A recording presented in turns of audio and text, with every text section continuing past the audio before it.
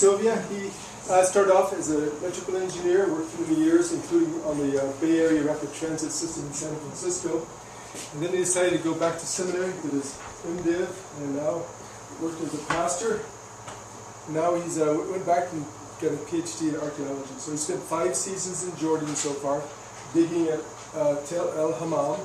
And he heads off in a couple more weeks. In December, he heads off for his 6th season in Jordan, digging there for 4 months. He'll be there for 4 months. So, it's my pleasure to introduce my friend Phil. Thank you.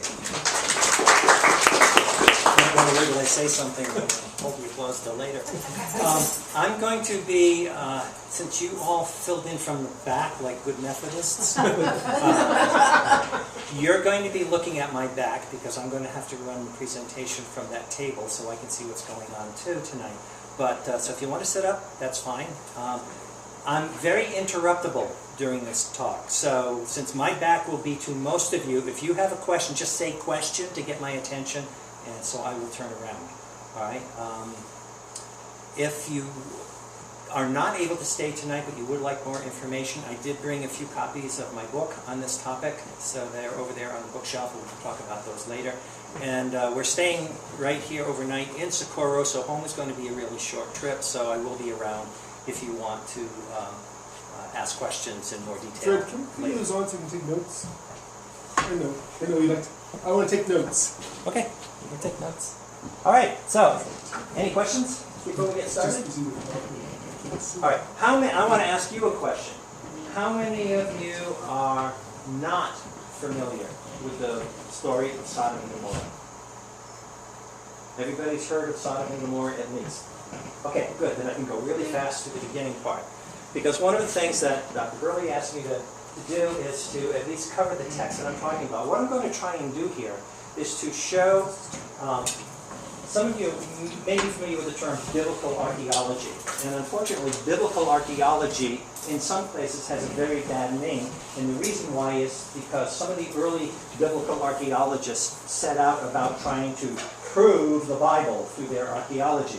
And that's really getting it backwards. From my perspective and the way I start with the assumption that the biblical text is true. I'm not trying to prove the Bible. I already believe it's true. So with that in mind, then the question becomes, can you use the Bible as a source of valid and reliable information from which you can then design and execute a research project? So that's the approach that we're taking here tonight. That's what I'm going to be talking about here. How you can use and apply proper scientific method to the study of ancient texts. Our ancient text tonight is going to be from the book of Genesis. And that's where we're going to begin tonight. Is that fair enough? Okay, so here we go. How do you distinguish a true narrative representation from of an event in ancient literature versus myth and legend? And I think we can all agree, at least some of us can agree, that the story of Sodom and Gomorrah has been categorized pretty broadly as myth and legend. And the reason why is because nobody has ever found the city. Nobody's ever found the location. Biblical archaeology emerged in the late 19th century, really took hold with W.F. Albright in the early 1920s, and no one has been able to find biblical Sodom and Gomorrah until now. And you're going to see how we got there and how we found it as a result of applying proper scientific method to the analysis of the text, and hence what we're studying on the ground. So hopefully you'll come away with some good tools here by the time we're done tonight. So what is a true narrative representation?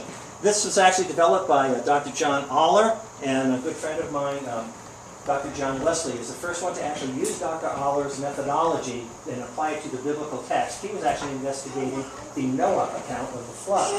But now we've taken that and applied it now to the story of Sodom and Gomorrah. So a true narrative representation is an eyewitness account of an historical event. And there are 3 things that are very important for you to be able to actually determine that the text you're working with is a true narrative representation. First, the objects in the narrative are realistic. In other words, it makes sense. You're not talking about gnomes and elves, but you're talking about real people, real places, real time, real events. Secondly, there's a time sequence in the narrative that's logical. It's not jumping all over the place, but the narrative is taking you through a logical time sequence of events as it's telling the story in the narrative. And then thirdly, the expected residual. What we mean by the residua, in other words, if this is a real event, there's going to be evidence left behind, and that evidence we loosely call residua. It's the residual stuff. We usually use the word residual, which is really an adjective. The noun is residual. Okay, so there should be some residual left behind. All right? So those are the three things that you need to be looking for in order to determine whether an ancient text is actually a true narrative representation of an event. On the other hand, what is a myth or a legend? It's a story whose truthfulness or veracity cannot be verified for want of corroborating information. That has been the status of the Sodom and Gomorrah story in the scriptures for a very long time. Because up until this point, they haven't been able to find any evidence to corroborate the story. And that's why it's been categorized. Well, it's one of many reasons, but that is one of the primary reasons why that specific story has been categorized as myth and legend, even by some very well-known biblical scholars. Because show me the beat. Remember that commercial? How many of you are old enough to remember the show me the beat commercial? Right? Where's the evidence? Can't show me any evidence? Then it mustn't exist. Now, they will admit that there may be some etiological legend behind it. There may be some core of truth from which an etiological legend emerged, but if you can't show me the place, if I can't go and touch it, if I can't go and see it for myself, it's myth and legend. And that's kind of where we've been stuck for almost over 100 years. Now, and again, most ancient narratives are classified as myth and legend because the facts of the story can't be examined. And that's where we start. Okay, so there's a hypothesis. If an ancient text is a true narrative representation of an actual historic event, then there should be residua for us to be able to examine. That's the hypothesis. There should be residua for us to examine. So that raises the question, how do you go about discovering the expected residual? How do you actually craft a scientific research project in order to be able to go out and search for the evidence that's behind the story you're examining in an ancient text? First of all, you have to start asking the right questions. Whatever the source is that you're using, if you don't ask the right questions, you will never get the right answer. It's as simple as that. So you have to start out by asking the right questions of your source document. And we're going to demonstrate how that was done in this particular case. And the example that we're going to use from the scripture is the destruction of Sodom and Gomorrah, which is recounted for us in the Bible book of Genesis. So I'm going to very quickly go over the text here. I'm going to comment on it later, so I'm just going to make a couple of very brief comments here. The first mention of Sodom and Gomorrah is in Genesis 10:19, where they're describing the borders of Canaan. Canaan reached from Sidon towards Gerar as far as Gaza, and then towards Sodom, Gomorrah, Admah, and Zeboim as far as Lasha. The next reference is in Genesis chapter 13. A little bit of the backstory here. Abraham left Ur of the Chaldees based on the call of God in Genesis chapter 12. Right. He travels from Ur, which is down in the southeast end of Mesopotamia, is the region between the Tigris and Euphrates rivers. Right? He travels from there, following the river towards its source, goes as far as Haran, which happens to be named after his brother Haran. There he picks up his nephew Lot, and then together with their families and all of their herds, they start heading south. They head south, they stop at a place called Beth-el and Ai, and because there is famine in the land, they can't stay there, so they go on down, actually all the way down into Egypt. They stay there for an unspecified period of time, and then they come back from there. God has blessed them in Egypt. They come back with their herds multiplied, so much so that although they go back to Beth-el and Ai, they still can't stay there. So the next mention of Sodom is in Genesis chapter 13. From the Negev, that's the south part of ancient Israel, from the Negev, they went from place to place until they came back to Bethel, the place between Bethel and Ai, where his tent had been earlier. And again, their herds had grown so much they still couldn't stay there. Even though the famine was starting to recover, they couldn't stay there. So they decide to part company. And in verse 9, is not the whole land before you? Let us part company. If you go to the left, now a little side note here that will cover more. Ancient Hebrew does not have words for the cardinal directions northeast, southwest. All right. So starting with the assumption that you're facing the rising sun, which we all know is the direction east. Okay, left is north, right is south, west is behind me, east is forward or in front of me. Okay?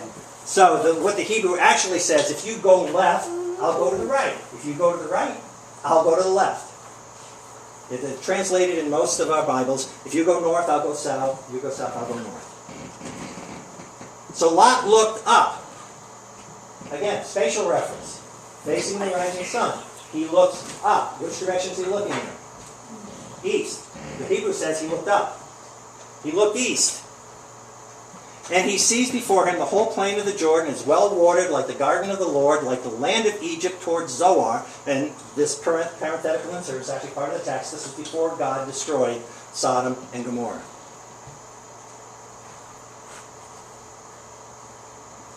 It continues on in verse 11. This is where they actually separate. So Lot chose for himself the whole plain of the Jordan. And he just looked up and seen this plain of the Jordan.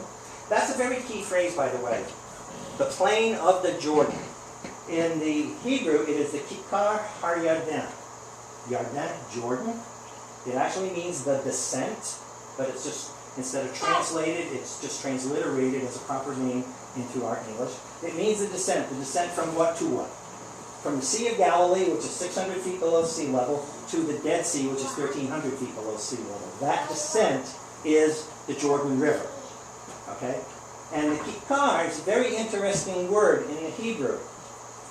It appears in all of the ancient Semitic languages, and it is almost always, well, in every language except Genesis. In all of its appearances, no matter what language it appears in, Kikar means either a coin, a flat circular piece of metal, and is usually translated in the scriptures like a talent of gold or silver, or it is a flat loaf of bread, much like our tortilla, flat, round, circular piece of bread. Right? Only in the scripture, in fact, only in Genesis, there are 13 appearances out of the 56 appearances of this word in the scripture. There are 13 times where instead of referring to a coin or a loaf of bread, it refers to a piece of real estate. That is not done in any other Semitic language. Only in Genesis does that happen. Now, if it's normally meaning a flat, round coin or a flat, round piece of bread, what would you expect this piece of real estate to be? Flat and round. And that is what is, in the Hebrew, the Kikar Har Yarden, or the plain of Jordan, is how it's usually translated in the scripture. They parted company. Abraham and Lot set up camp. Abraham lived in the land of Canaan. We're actually told in the next verse he moves down towards Mamre and sets up his camp there. In the meantime, Lot heads straight east, and he lived among the plain and pitched his tents near Sodom. The next reference is in Genesis chapter 19, where we have the actual destruction event, and it appears in only 2 verses, 24 and 25. Then the Lord rained down burning sulfur on Sodom and Gomorrah from the Lord out of the heavens. I'll speak more about this later. Thus he overthrew those cities, the entire plain, including all of those living in the cities, and also the vegetation in the land. So, that's the story we have to work with. Got the basic facts? So then the question becomes, sorry, there is one more reference. The next morning. Now, remember I said that Abraham moved south towards Mamre. Mamre is about 20 miles south of Jerusalem. He's on the northern edge of what's called the Shephelah. That's that gentle slope that goes from the Judean highlands west towards the Mediterranean Sea. So he's down below the rim. He saw something happen that night. And I could go on for an hour to tell you why is it at night, but I won't. But what the scripture does tell us, early the next morning, he gets up and he looks down towards Sodom.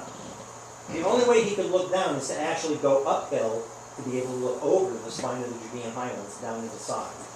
All right, so the next morning he goes out, he looks down towards Sodom and all the land of the plain, and he saw dense smoke rising from the land like smoke from a furnace. So the actual destruction event happened the night before, but the next morning he's still seeing this huge plume of smoke coming up from the valley floor from where Sodom used to be. And that's the data that we have.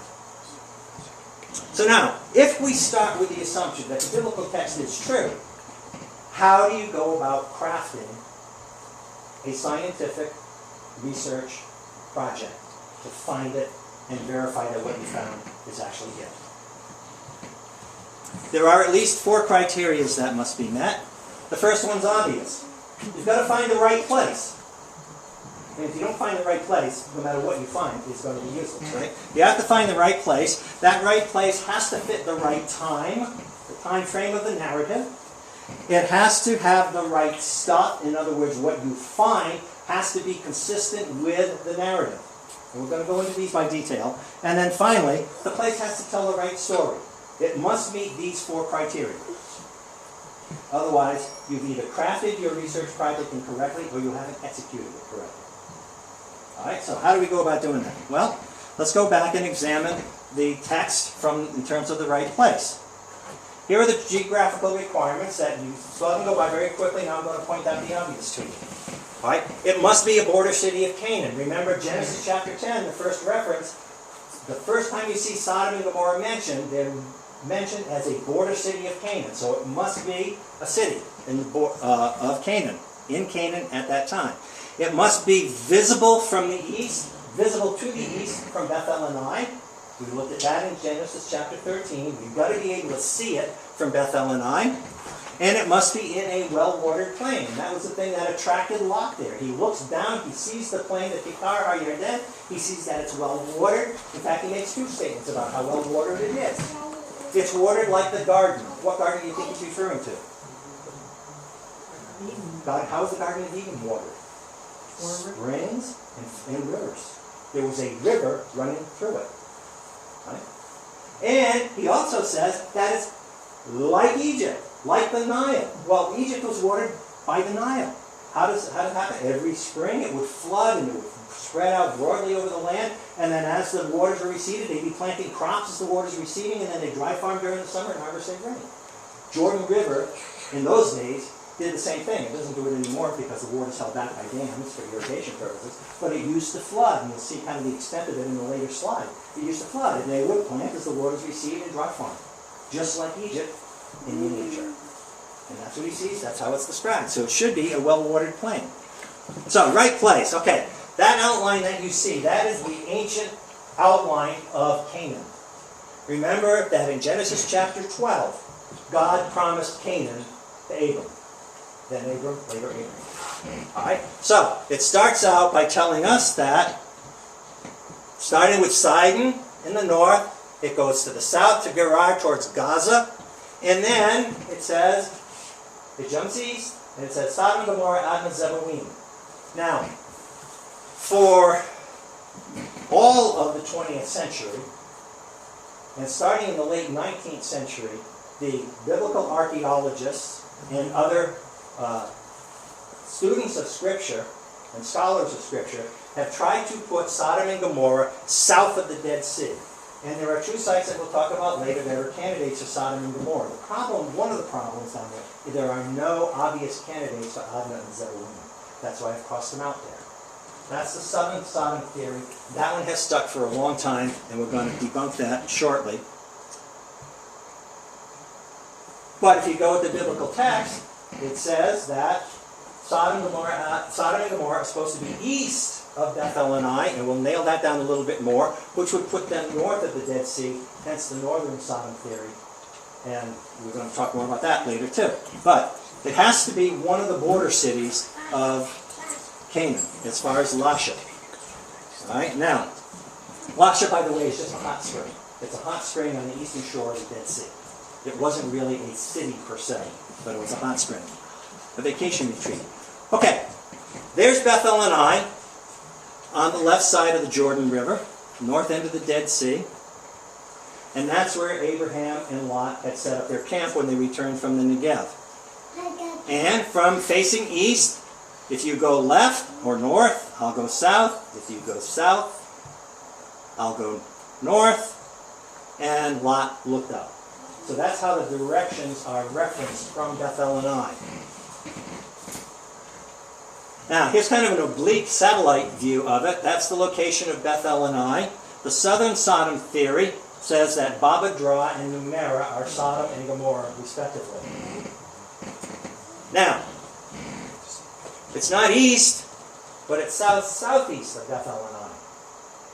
So, one strike against it already. Second strike. From Beth El, you cannot see over the spine of the Judean highlands. You cannot see Baba Dra and Numera from Beth El. You've got this ridge in your way. Strike 2. Strike 3 is neither Baba Dra nor Numera were occupied at the time of Abraham. They were occupied during Genesis chapter 10, which is what we call early Bronze Age in ancient Near East chronology. But they were abandoned by the end of the early Bronze Age, and Abraham is a Middle Bronze Age character. He comes along about 350 years later. They're out of business, so they don't even exist as occupied urban centers during the time of Lot. Strike 3, they're out. What does the scripture say? It says that he looked east, and he saw the Kikar, the circular plain. That's what's circling. He saw the Kikar, that it was well watered. That's the northern Sodom theory. Has to be east. And on the far side of that valley is a very large site that we'll talk about more that is known as Tal el-Hammam. In Arabic, what that means is the tell of the bathhouse. Hammam means bathhouse in Arabic. And it has that name because in Roman times, because there was a hot spring there, the Romans built the bathhouse. In fact, we're pretty sure that that is known as Livius during the time of Herod. And he built a palace there and a summer retreat, named it after his wife. And his wife just happened to be the sister of the emperor of Rome at the time. So that's why it's called Hammam, the bathhouse.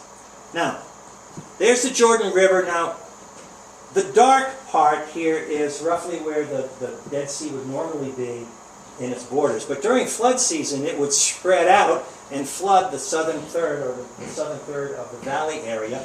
And he said it was a well-watered thing. We've got 7 springs on the east side. We've got at least one on the west side, which is Jericho. The one on the west side moved a lot because every time there was an earthquake, it would close it off in one spot and pop up somewhere else. So Jericho, although we think of it as just a place, there's actually 20 different sites that can all rightly be called Jericho, one after the other.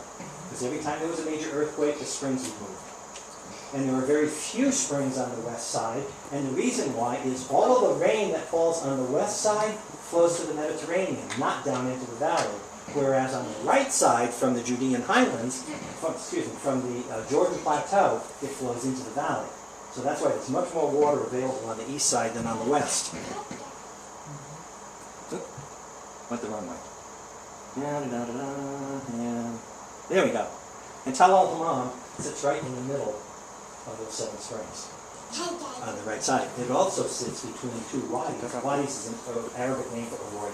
Okay. It sits right between 2 wadis that used to run all year round. Now there's a dam holding them back. So they only run occasionally. Alright, so, right place. That's where it's got to be. It's got to be east. But it also has to be the right time. What clues do we get out of the biblical text? Well, first of all, I already told you, Genesis chapter 10 fits into the early Bronze Age of the ancient Near East chronology, which means it's got to be in existence by 2500 BC as a thriving urban center. And so, therefore, whatever site you find must show evidence of occupation. and it must be sufficient occupation that it could rightly be called a city, hence a border city of Canaan. So it's going to be a pretty substantial site. By the way, substantial, Jericho never got bigger than 6 acres. Do you know how big Jerusalem was at the time of David? 12 acres. Not very impressive when you see it on that scale. It was pretty small. It spread out much later during Solomon's time. At the time of David, it was about 12 acres. Not very big at all.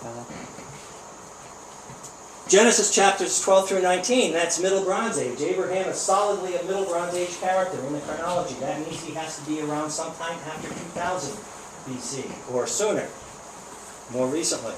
So the site has to show evidence of occupation during the Middle Bronze Age as well. That's what MBA stands for.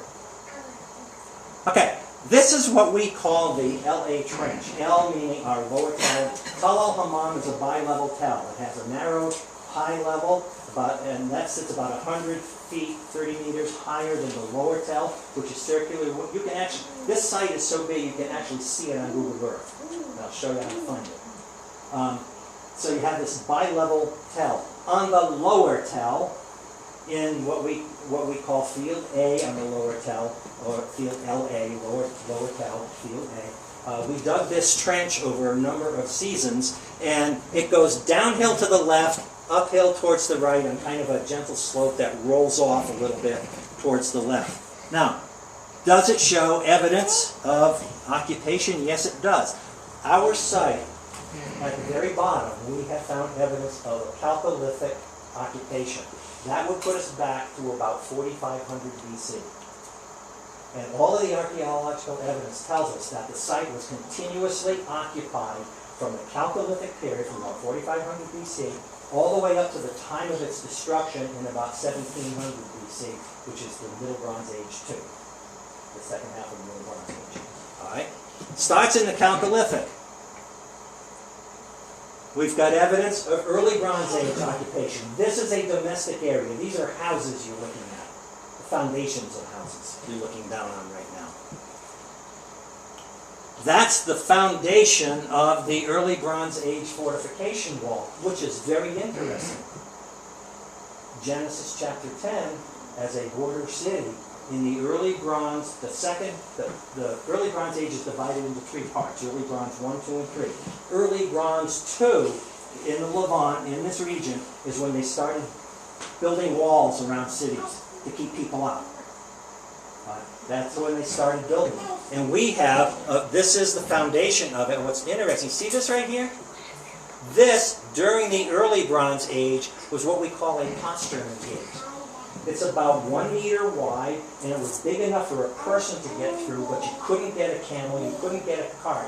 It was so that people could go from inside the city to the fields outside the city where the crops were grown. All right. But during the following intermediate Bronze Age, there were a lot of nomads in the area. There was a major collapse of civilization in the Levant, except here in the Kikar. But there was a major collapse. People started abandoning cities in the intermediate, at the end of the early Bronze Age. And by the intermediate Bronze Age, there's a lot of wandering nomads. And this gate was actually blocked off right there. So that's a purposeful blockage. And once they got the mud rampart bricks, the mud bricks making the rampart over it, you wouldn't know there was a weak spot in the wall from the outside. All right, now, so, fortified city. We also have continuous occupation, houses that we can date to the Middle Bronze Age, skipped without a beat. And they buttressed the wall and made it even thicker, scattering right up alongside of it, another foundation so that they now went from about 100 meters thick rampart wall to, 100 feet thick rampart wall to 130 feet rampart wall. These were really thick, massive rampart walls, defensive walls. If that gate is 1 meter wide, that's not 130 feet thick. What you're looking at is the stone foundation of the main supporting wall. So you've got your wall going straight up, and then on the out, and that would be made of mud brick. And on the outside, again, using very large mud bricks, much like our adobe bricks here in New Mexico, they built a sloping ramp outward. So by the time you get out to the base, you've got a 130 feet thick wall at the base, and a very steep slope, about 35 degrees going up, which was impossible to climb when you're being shot at from up above. Okay, and this went all around the site. So we have here very clear archaeological evidence that this was an established urban center in the early Bronze Age, which is Genesis 10's requirement, and it is a thriving urban center in the Middle Bronze Age, which is what the narrative requires from the time of Abraham. Now, how do we date it? Well, we date it by the artifacts that we find, whether they are figurines or, complete vessels. But mostly what we find is a lot of broken pottery. To find a complete pot is very rare. How rare, you ask? In the first 8 seasons of excavating, now we recover every season about 10,000 broken pieces of pottery. We catalog between 800 and 1,000 pieces every year. And the pieces that we catalog we call diagnostic pieces. Those are pieces that come from the rim, the handle, the base, a spout, something that we can identify the pot from. If you just got a piece from the side of a vessel, you have no idea what that vessel was. But if you've got a piece of rim or a handle, you know what that vessel was. You can date the vessel based on the design. Yes? How do you do your artifacts? What process do you use? We use, which is very rare, a triple blind reading. Now, the way we treat it, first of all, the pottery repertoire of the Levant, the whole ancient Near East, is very well known at this point. And it's very, very consistent. So there are books available that show you what the profiles of different pottery vessels should look like, and from those shapes you can actually date them to a specific time period. That's how we date it. So the way we read it is we first do a read, we collect our pottery, we wash it so we can see it clearly, and then we read the pottery, just a diagnostic piece. So we read it, we look at it, we hold it, we touch it, we see how hard it is, we see what it's made out of. We look at the shapes. That's the first reading. That's actually done by our staff in the field back at our camp, our headquarters, which is hotel. We stay at hotel. Anyway, then at the end of our dig season, we bring in the pottery experts from Jordan, and they read the pieces that we decided to save and catalog without knowing what we call them as the time marks. So then that's our second reading. Then we bring all of those back here to the States. We do a third reading with pottery experts from ancient Near East pottery experts from here in this country. And they do a third independent reading. And so we get 3 independent readings, and then we do a 4th time through it where we reconcile the differences. And the differences are very rarely more than 1 sub-period. In other words, the differences are very rarely more than 100 years difference. So that's how we do it. Most archaeological projects in the ancient Near East, they're read once by the dig director, and that's it. So you get a single opinion. And so the accuracy depends on how well that dig director knows his pottery repertoire. Okay? We use teams to do it. So these are examples of base on the left. That thing at the top left is actually a handle. That's called a ledge handle off of a pot. That's very key because it changed form very systematically, so that ledge handle is very, very important for dating things. Rims, bases, handles, decorations on the right.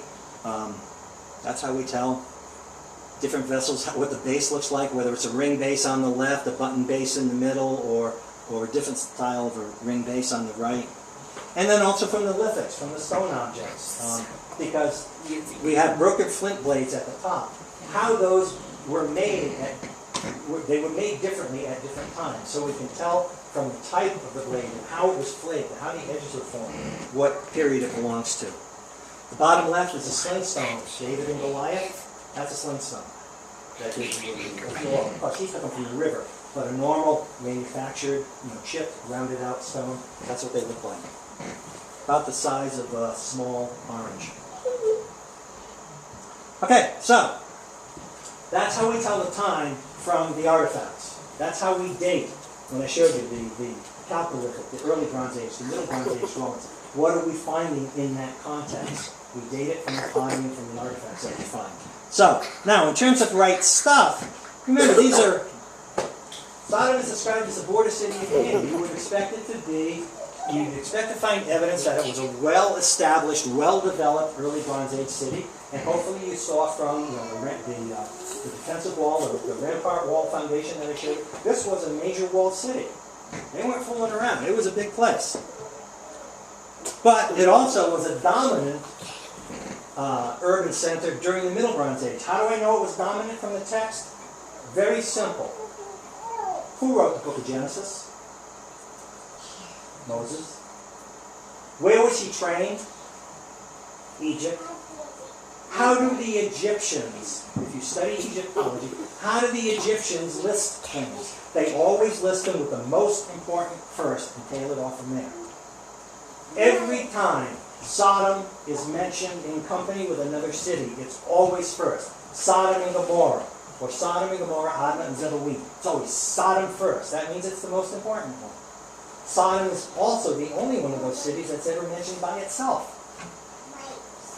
And the way it's presented in Scripture, it's very clear that Sodom was the controlling urban center of what in that period of time would have been a city-state complex, which means it would have been surrounded by several smaller villages, towns, where the people who grew the food and provided the support services to this urban center supported the city. And that's exactly what we find. This is Tal el-Hammam. On the top is the upper tell, on the bottom is the lower tell. This is an isometric picture of it. Now, as I said, the fortification walls were built in early Bronze II, so this slide shows you kind of what it looked like during early Bronze II and III. There's the footprint of the surrounding wall with the defensive towers, and a few buildings that we've actually been excavating, foundations of buildings that we've been excavating. All right, now, inside this perimeter is about 64 acres. How big did I say Jerusalem was at the time of David? 12. This is 64 acres within that wall. This is huge. It's 1,000 meters from one end to the other and about 600 meters all the way across. It is very, very large. In fact, there was only one other urban center in the entire Levant, a place called Hatzor, way up north of the Sea of Galilee, that was even close to it in size. Now, after Sodom was destroyed, Hatzor did eventually grow bigger, but during the Middle Bronze Age, at its peak, it was the largest urban center in the entire Levant, the entire region. During the Middle Bronze Age, there's your defensive wall footprint, where they widened it out. They kept the same towers.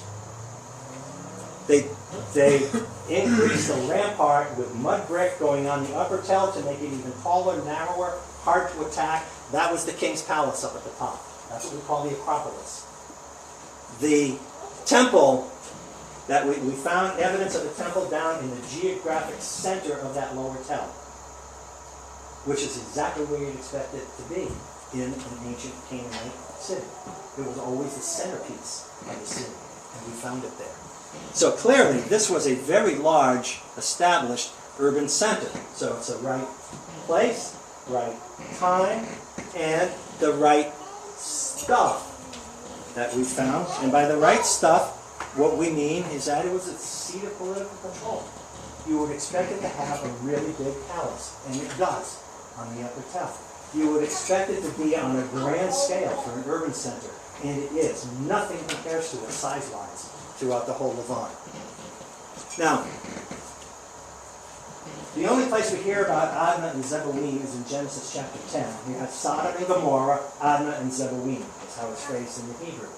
The suggestion could be interpreted one of two ways. Either Sodom with Gomorrah, Admah, and Zeboim is a city-state complex, plus the surrounding villages. Or you have Sodom and Gomorrah listed first, a bigger city-state complex. Admah and Zeboim listed second, a smaller city-state complex. Okay, you can go either way in the interpretation, but the way that they appear in couplets like that suggests probably the latter. Sodom and Gomorrah is the 600-pound gorilla. You've got a smaller, lesser city-state complex called referred to as Admah and Zeboim. This shows you the major trade routes. The green highlighted there is the Kikar. That's the section. These are the major trade routes that traverse the area during this time. You can see where they went off to. So you've got Tal al-Hammam sitting at the crossroads on the left. You've got Jericho sitting at the crossroads, on the right. You've got Jericho sitting at the crossroads on the left. They basically control trade route traffic going across, because the one going across the Kikar connects those two urban centers, and the north-south travel up the east or the west side of the Jordan River Valley. These are the largest of the sites that we know about. There are more, but these are the largest that have been documented. You can see Tal al-Hammam sitting there right at the middle of the crossroads. Next. There we go. Okay. Now this is this is taken from Google Earth. This is looking straight down using Google Earth. These are the largest neighbors by the name of the sites. Notice Jericho's all by itself on the west. The reason why? No water. All the water's on the east side. Okay? So those are the largest ones that we know. Now, this is why I'm showing you that, because remember, Sodom, Gomorrah, Admah, Zeboim are listed as border cities of Canaan. There is no candidate in the southern side of theory for Admah and Zeboim, but we believe that to be the case. We are convinced by our research that Sodom, see how big it is, by the way? That's an actual footprint in that shot of Sodom. Jericho was so tiny, it's smaller than the dot inside the circle beside Jericho. It's so tiny. Most of these sites, that could also be the same. The only one that's bigger is Tal Nimrim, which we believe is Admah. Now, why do we have two dots for Zeboim? Because in the Hebrew, Zeboim is plural. I am is like putting an S at the end of the word. Zeboim is plural. Ever hear Minneapolis, St. Paul? What do we call those? The twin cities. The twin cities. They're on opposite sides of the river. Right? The Missouri River, if I remember right. Mississippi. Is it the Mississippi? Thank you for that correction. Mississippi. I don't remember which one it was. All right, twin cities. Well, Admah is the next largest tell in the area. It is about 1/4 the size of Tal al-Hammam. Tal al-Hammam is 64 acres. Tal Nimrim is about 15 acres. It was actually bigger than Jericho. I mean, bigger than Jerusalem in the time of David. Actually, it was not business in the time of David. But the size of Jerusalem at the time of David is smaller than Tal Nimrim was. Splitting Tal Bleibel and Gusta to the upper right is the wadi that goes up to ancient Gilead. That was the trade route that went up to ancient Gilead, up through that very steep valley. So basically, those two sites together controlled access to that trade route. So the two of them together on opposite sides of the wadi, like Minneapolis, St. Paul's on opposite sides of the river, we think are Zeboim. Most logical candidate for a plural named city. Okay, possible spheres of influence. It may have been all one city-state complex, or it may have been two. I tend to lean towards two, just because of the way it's crafted. But either way, Sodom and Gomorrah together are the biggest sphere of influence in the Kikar. Oh, just on a scale. That big circle, the Kikar, is about 12 miles in diameter. It's 25 kilometers. So it's about 12 miles in diameter. It's not a very large area. Not very large at all. It's about 500 square miles in size. Alright, so we got the right place, right time, right stuff, but does it tell the right story? Now, we only have it in 2 verses. Those 2 verses are extremely unique. And they're unfortunately very badly translated in the King James Version, and as a result of that, there have been really gross misunderstandings of what you should be looking for, and that's part of the reason why the Southern Sodom theory ever developed in the first place. Okay, because the words are actually translated inconsistently, and hence poorly, in these 2 verses. This is some of the evidence of what we found. And I'll talk more about the translation of the verses, the words, and which ones cause us the most problems. This is a piece of vitrified pottery. I've got it very well documented in my, by the way, I did bring copies of my book over there that we can talk about later. It's very well documented in that book. By vitrified, we mean that it was partially turned to glass. In fact, when we first brought that back, Dr. Burley was the first one to actually examine it for us, or at least his team of people that were working with him at the time. What they discovered within the realms of the capability of the scanning electron microscope that's available at New Mexico Tech was that this particular object, which is only 5 millimeters thick, so imagine each finger is a millimeter thick. The top 1 millimeter is actually the clay of piece of pottery melted and turned to glass. The discoloration, the thermal discoloration, penetrates another 2 centimeters, and then the bottom 2 centimeters is normal. Exactly. Millimeters. Did I say centimeters? Thank you for the correction. Millimeters thick. Yeah, it's only a 1/4 inch thick. Okay. About 5 millimeters. All right. Inside the melted glass layer, what they found here at New Mexico Tech were melted zircon crystals. Now, why is that important? Because melted zircon crystals melt at a temperature of about 2,200 degrees centigrade. So, based on the thickness, the amount of thermal damage, shall we say, done to this, they had estimated at the time, correct me if I state this wrong, but they estimated at the time that this piece of pottery must have been exposed to a temperature of about 8,000 degrees centigrade for less than a millisecond. It had to be that hot in order to melt just the surface and melt those crystals. That short because the whole thing didn't melt down. It's just the surface, and the heat didn't even penetrate all the way through this 1/4 inch thick piece of pottery. So whatever the thermal energy front that hit this piece of pottery was, it had to be very hot and very, very short duration. Now, we believe that that piece of pottery, based on its shape, came from what we call the shoulder of a vessel, just where it starts to raise up towards the neck. So that little point you see at the top, that's where it goes up the neck, and so it broke out like that. We're pretty convinced that this was probably a water jar that was set up on top of a roof, flat roofs, like a good old Southwestern architecture here. And because of that very distinct thermal line in the middle of the pottery. So we think it was a jar on the top that was shattered by an extreme concussive force, which is why we just find broken pieces of pottery. Very rare we find whole vessels. A total of 82 whole, mostly whole vessels in our first 8 years of excavations. Contrast that with 10,000 pieces of broken pottery. Very rare. Most of our pottery is broken, shattered, and scattered. Okay, what we find.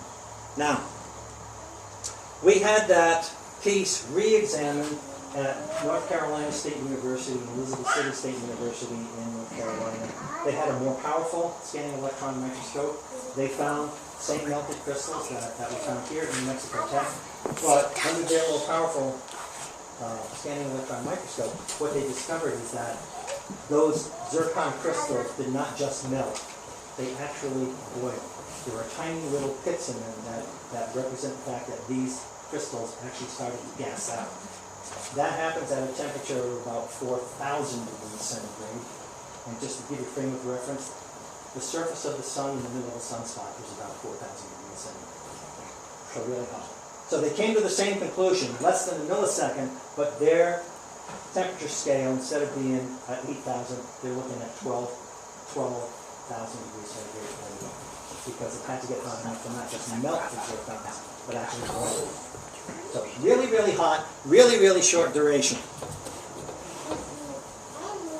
And there's the crystals. See the little pits in the melted crystals? That's the evidence of boiling in the crystals, in those little insets there. This is what we refer to as a melt rock, 672 grams. That's heavy. It's about, bigger than my hand. 10 centimeters long, about 5 across, and 4 thick. This was found about 2/3 of the way between Tel El Hammam and the north end of the Dead Sea. It's just sitting on the ground. Very, very interesting piece of material, the melt rock, as we call it. It's made up of 3 different agglomerations of sand. 2 of them are basically fused quartz crystals, and the other is fused sandstone grains. In addition to the folks that have been assisting us in the materials analysis at New Mexico Tech, as I've mentioned, we've got another team in North Carolina and another team in Arizona that's also been looking at the materials with me these past 3 years. They have seen melt rocks before, but never bigger than a walnut. They've never seen one this big, and they couldn't figure out how something like this could be made. When they examined it, told me about the 3 different compositions of it, I suggested this to them, and so far they can't argue against it. It appears that in the turbulence of the destruction, just like at the Trinity site, everybody know the Trinity site, Alamogordo, right? And everybody knows about Trinitite. By the way, Trinitite looks a lot like that piece of pottery I showed you before, or that piece of pottery looks a lot like Trinitite. Same color, everything. But in the turbulence, what happens is, in the turbulence, it sucks up a bunch of sand from the desert, and what Trinitite is that sand actually melted in the air, began to agglomerate and just rain down as melted sand crystals that puddled as glass on the ground. Well, kind of the same effect happened here. We had 2 different batches. First, a batch of brown sandstone and a batch of quartz crystals get caught up in the air, turned to kind of a putty-like consistency, slammed together, and couldn't be held up by the turbulence anymore, and it fell to the ground and stuck to either rock or a wall or something. There's definite imprint on the back that looks like it came up against a rock and stuck there like you throw a handful of spaghetti at the wall and it stuck. While it was there, the heat is still intense enough that the outer surface of this combined mass is starting to melt and starting to drip. And then a 3rd ball, again, melted quartz crystals this time, slams into the surface of that, and when you look at this carefully, you can actually see where the melted glass puddles up around this intruder that splashed into the melted glass, and then it suddenly quenched, just like that. Later broke off of its moorings, and we found it sitting on the ground. Now, we sliced off both ends, left and right, down in North Carolina to take a look inside, and what we found inside, more melted zircon crystals. Only not only melted, but also boiled, and this time boiled more vigorously because the pits in them were much bigger. Okay, there shows you the 3 different lithologies. A and B are quartz crystal. A and C are quartz crystal. B is the sandstone. That's the quartz crystal, the melted glass you can see on the surface that we examined. There's the zircon crystals. Look at the size of the pits in them. This boiled very, very vigorously. Very vigorously. Inside the sandstone had more moisture in it, and as it was in this heated plastic form, the moisture trapped inside of it actually started to gas out and bubble, making these big pits. If you look very carefully in the pit, you'll actually see brown melted glass. That's the melted sandstone. They're lined with a brown melted glass inside. It's especially visible on the left. Now, the other thing that we looked into is we also did some soil analysis. And we had this done at a chem lab up in Canada. And we found 2 things that were very interesting. The first is the soil and sulfate content. And that's graphed in both of these, shown 2 different ways. Look at on the left the percentage of salt in the ash layer. What I did was I took here's the ash layer here from the Middle Bronze Age destruction layer, and I started above it and took samples above, through it, and below. That's what the numbers are that you see represented there. 1, 2, 3, 4, 5, 6 samples. Number 4 was the actual ash layer. Look at the salt content. What's important about that, you ask? Well, it's simple. Wheat will not germinate if the salt content exceeds 1.3%. Barley will not germinate if the salt content exceeds 1.8%. What's the percent of the salt in our destruction layer? 6. That turns out to be a very important factor that we'll see later. Now, The other thing that we found is that we also found that rare earth elements, platinum is a rare earth element. What we found in our soil is we have a spike in platinum content that's about 200% above normal. Iridium is right. But platinum, even so, the platinum palladium ratio also, the two of those. Our spike, thank you, our spike is about 200% above normal, for normal background. Yeah. That becomes important also in a minute. Now, so, here's a summary of the approach that we took. We were looking for the right place. It had to meet the data available to us in the narrative. And that set our expectations for what it was, where it was that we needed to go looking. It's the right time. It established the dates, the date sequence that we had to find once we found the right place. Had to be the right stuff. In other words, does it meet the profile of what you'd expect for a major urban center? And then finally, the right story. Is the physical evidence consistent with the story? Including the destruction event itself. Now, I've given you some of the details of the destruction event. The other detail that I did not give you is the occupation profile of not just our site, but the region in the car. I've hopefully convinced you that there was a continuous occupation from the Chalcolithic age right up to its destruction in the Old Bronze Age. For the next 600 to 700 years, depending on where you are on that circle, nobody lived there. There is a gap in the archaeological record saying nobody's home. The only ones that were home were nomads raising sheep. No urban centers for almost 7 centuries. Why? They couldn't grow crops. The soil, the salt level, they couldn't grow crops. If you can't grow crops, you can't sustain a population. If you can't sustain a population, you're not going to plant a city. It took almost 6 centuries to the north of us for the soil to recover to a point where they could start growing wheat again. That gets us into Iron Age 1, the time of Saul and David and Solomon. It took another century for them to come back to Pal-al-Hammam during the time of Solomon and David, to the point where they could not only grow crops, but we have evidence that they were growing surplus crops when they came back, because they dug massive silos. We've documented so far over 2 dozen of them, where they actually poured down right through the rampart walls, lined them with stones for storing grain. A couple of them were actually plastered for storing olive oil. So we've got these massive circular silos dug down into the ground, into the rampart walls during Iron Age 2. But not just our site, but that's the occupation profile of the whole region around them. So when it says in Genesis 19, 24 and 25 that God destroyed Sodom and Gomorrah and all the cities of the plain and all the people and every green leafy thing on the ground, we found evidence that is consistent with that particular matter. Now, very, very briefly, I mentioned there's a couple places where they chose really bad words in the translation of the King James Version. One of them is the appearance of fire and brimstone, is how it's translated in the King James Version. Fell down from heaven. The unfortunate word there is brimstone.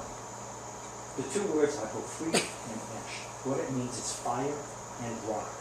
There is nothing in gofrit that hints of chemical composition. In 1611, the only burning rock they knew of was brimstone. And so they chose that word to translate gofrit.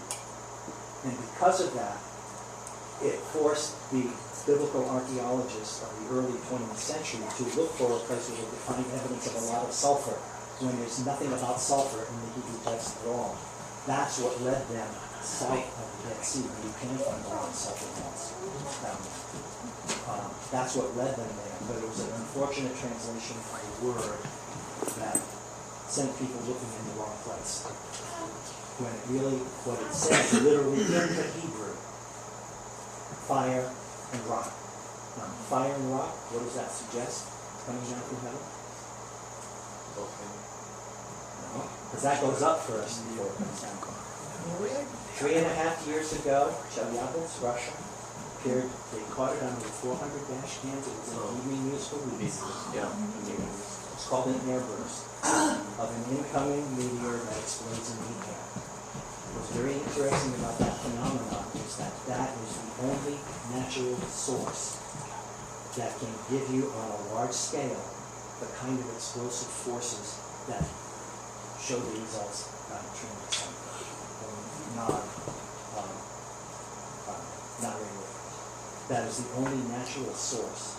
1908, Tunguska, Siberia, there was a much larger one that leveled 2,200 square meters, kilometers rather, forest laid out. That was a big airburst event, 1908. Chelyabinsk was the next biggest one since 1908. And actually, this past February, there was yet another one over the South Atlantic that barely got a mention in the evening news. Where it's about 1,000 kilometers east of Brazil in the South Atlantic. Nobody saw it with their eyes, but it was picked up on ground and satellite sensors. And that one, to give you a kind of scale, Chelyabinsk, Russia, that airburst was estimated at 50 kilotons, 50,000 tons of TNT, at an altitude of 12 kilometers. Tunguska, Siberia, was estimated to be 20 megatons at an altitude of 10 kilometers. The one over the South Atlantic was estimated at 12 kilotons. Just to give you a frame of reference, the two bombs that we dropped over Japan at the end of World War II were about 17 kilotons apiece. So you can see that some of these exploding meteor fragments can generate a lot of energy. And all of the evidence, the short duration, the intense heat, very short duration, that's Blackstone's criteria. That suggests to me that what God used was an exploding meteor fragment to take out the region. And I say that for two reasons. Number one, like the ancient Israelites, in contrast to the nations around them, the nations around them looked at the creation and made gods out of what they saw. And that's why you see in all the so-called mythologies these pantheons of planetary deities. But the ancient Israelites knew there was one God who created all things, and he uses his creation to accomplish his purpose. He is no cosmic magician that just points his finger and goes out. He uses his creation to accomplish his purpose. And what set me on my part for this investigation was I wanted to know how he did it. Because he's no cosmic magician. Looking for the evidence on the ground. And the only explanation we were able to come up with was an airburst event. Because that's the only source in God's creation that's capable of producing the effects that we're seeing and the effects that are documented in the Scripture. So, raises the question, finally at the end, is the gambling assumption that the text is true? Where did the investigation lead us? Led us to the right place. That right place turns out to be the right time to meet the narrative. Turns out to have the right stuff, as it's described in the narrative. And it turns out to tell the right story, as it is in the narrative. So that kind of begs one final conclusion. The object of that narrative are realistic. The time sequence of the narrative is logical. We're seeing that in the ground. The expected residua have been found and confirmed. So, I'll leave it up to you. Is the story of Sodom and Gomorrah a true narrative? True narrative representation? Or is it really myth and legend? If it's myth and legend, just keep on ignoring it. But if it's true representation of narrative, think hard about what you do with that story. That story is consistent with the scientific evidence. No, I'm done.